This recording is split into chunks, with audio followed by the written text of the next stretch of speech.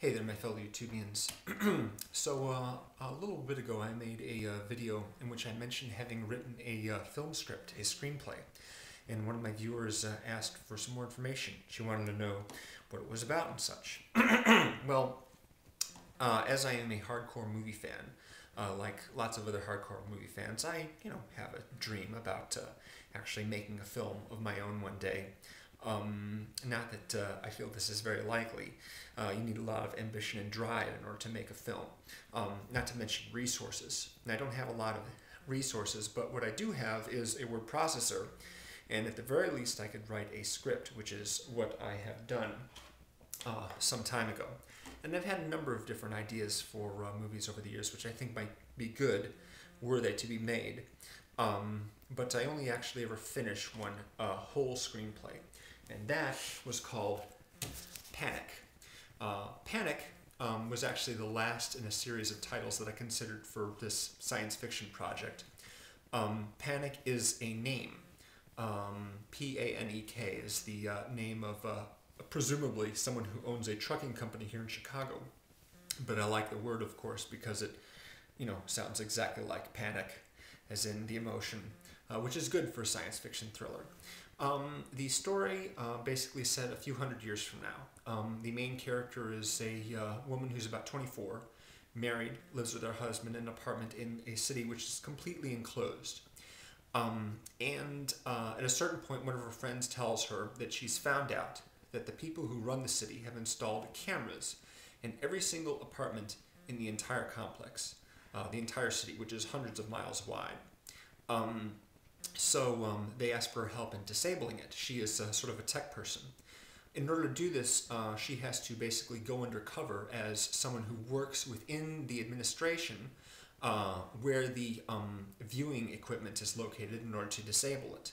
To do that, she has to adopt an alternate identity, but it's not just so simple as changing her name and forging a passport. The identity system is all, of course, consolidated into one big database. And the computer system, what it does is it compares people's images and their photographs to each other. So she can't just take on a new name, she has to change her appearance as well. Otherwise, some red flags will go up because it will compare two identical photographs with, or two identical looking people with different names, and that won't work at all. So she has to be changed on a genetic level in order for that to work. So the structure is one that I kind of it was inspired by Memento. Basically, at the midpoint of the story, there is her undergoing the transformation. The first half or so takes place beforehand. The second half, with all the really exciting stuff, takes place after that. Memento, as you may recall, is a movie in which it runs backwards. Because the guy has short-term memory loss, he can't remember what he just did a few minutes ago, and we, the audience, are put in that same position because we haven't seen the scene that takes place before that. The whole non-chronological structure is something that I'm very interested in, so that's how I fashioned Panek. Let's say that this right here represents the entirety of the Memento storyline. The first scene right here is the first one. The number 1 here is the first scene that occurs within the chronological version of the narrative. And 10 here is the conclusion. Now, if you were to follow the structure of the film itself, you'd see that 10 is actually the first scene in the movie that you actually see.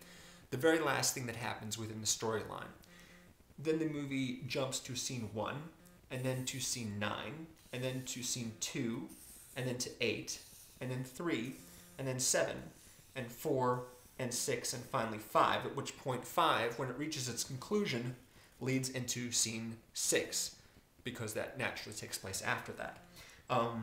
Of course, Memento is known for being a movie that goes backwards, but all the stuff that takes place before this point right here at the end of the movie is actually shown in chronological sequence. Those are the black and white scenes in which Guy Pearce is talking with someone on the phone about his condition and what he's been going through.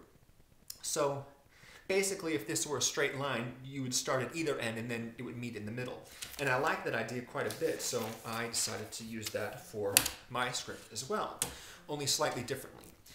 Now, with Memento, of course, it ends basically from 5 leading into 6 with this revelation, which is the conclusion of the movie. It's not the last thing that happens in the story, but it's the conclusion of the film itself, and a very good one. And I had a similar idea, which was that the transformation that the main character undergoes basically takes place between scenes 5 and 6. It's not something you actually see. You see the before and after. So what happens is the first scene that takes place is scene 6 right here. Right after she's finished, undergone her change and looks at herself in the mirror and goes, whoa, that is the first scene that you see in the movie. And then we go on to scene 7 right here as she begins her whole adventure and her mission. But then we jump back to scene 1, who see her life before then. And then it goes to scene 8. Oh, I'm sorry. Actually, it goes to scene 2. Well, let's fix that. We go to scene 8 and scene 2 and scene 3, and then to 9, and then 4, and then 10, and then 5, and finally back here. 5 is the conclusion kind of the... well, if you look at the scene 10 right here, scene 10 is basically the conclusion of this arc of the storyline where, all the trouble that she gets herself into is resolved. And then we jump back to scene 5, which is the scene which takes place right before she's about to be put to sleep, before she undergoes her transformation, and thus we come back around to scene 6, which it doesn't actually lead into that. But that's basically the structure, which I was particularly pleased with having come up with the idea for. And I had, of course, some ideas about casting and how scene transitions would work, certain set pieces involving chases and weapons and camera angles, stuff like that, which is all stuff, of course, for the people that actually make the movie to work out for themselves. But me, with my imagination, I had to throw some of that stuff in there. And it's probably never going to get made, of course, because I've had better ideas since then, and ones that require not so many special effects and what have you could more easily be made, and of course quite a few that require tons more for special effects. But that was the first big idea that I really had, and I sort of followed that through to it's pretty much as far as I could take it, and haven't really worked on it since then. It's fine as is, but it won't ever be made into a movie, sadly. But maybe that's a good thing. Anyway, thanks very much for your interest, and thanks for watching. Take it easy.